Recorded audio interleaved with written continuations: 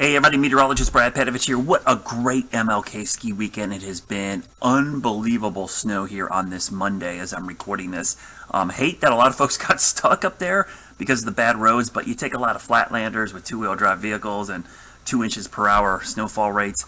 It's going to cause issues, and unfortunately a lot of folks got stuck up there. But man, I tell you what, I wouldn't mind being snowed in if you could find a place to stay because that was some epic snow. Let me show you what's going on. That Arctic front is sliding across the southeast right now. We're still going to see a little bit of snow, I think, into your Tuesday morning, especially for the mountains and through the North Carolina mountains up into West Virginia and Virginia. Could last even into Tuesday night. Now, the middle of the week, you know, Wednesday, it's Thursday, it's really cold conditions. So great snowmaking. The groomers can get happy. And I will tell you this, even though we got some areas are going to get a foot of snow out of this here Sunday night, Monday into Tuesday, I would still make a ton of snow because there's a warm pattern coming up a week from now. But this week, 24-hour snowmaking operations could really set the stage and build a base to the point where it will get us through the rest of the season at just about any resort.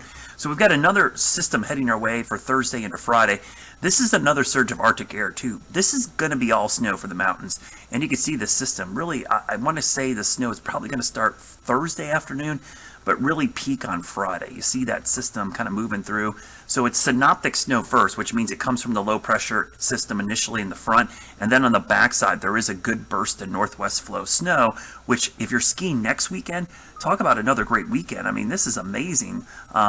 2 weekends in a row where we could end up with powder conditions. Now, this fell more on Monday this weekend. You kind of got to wait it out. But next weekend, I think all weekend long, what a great weekend to be skiing next weekend. You see that snow last into Saturday, even into Sunday, and then Arctic high pressure builds in. So really cold weekend. So just a heads up, if you are going skiing this week or next weekend, bring all the gear because this is going to be some of the coldest air we've seen in quite some time, especially for such a long period of time.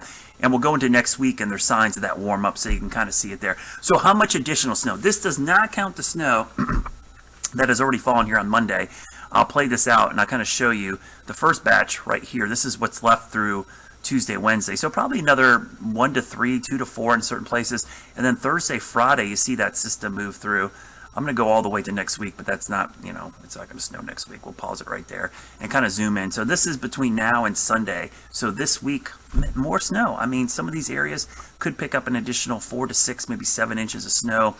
Great locations. All the main resorts should get it. Even Cataloochee should get a good dump out of this. Beach Sugar app.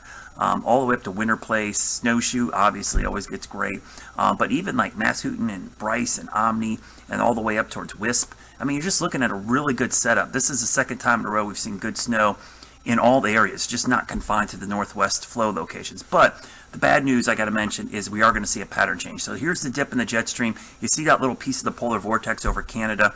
Good news for us going into the weekend. There's that cold snap right there. So East Coast cold snap this time, not so much into Texas like we've seen with this first one, but there are signs of a ridge building again. I'm going to play this all the way out into next week. So this is next week, and you see the hints of the dreaded southeast ridge right over my bald head here. That's not a good sign.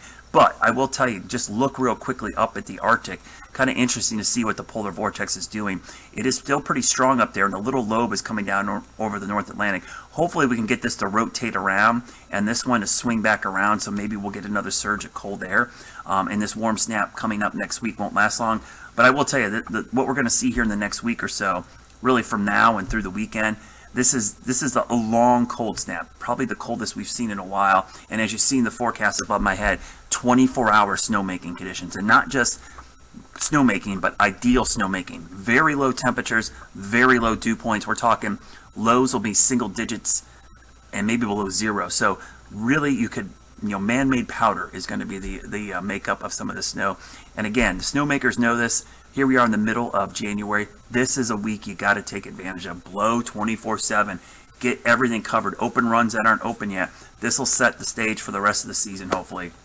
I just love to see the natural snow because in some locations we're approaching the totals we had for all of last season. It's only the middle of January. So keep thinking snow. Today was a start. Best powder day I've seen in a long time in the North Carolina resorts, and the Southeast really banking in on the cold air. Hopefully we'll see more of this into February, March, and we'll have a longer season this year as opposed to the abrupt end we had last year. Have a great week, everybody. I'll post another update coming up on Wednesday night into Thursday as we get ready for another what is going to be a fabulous ski weekend.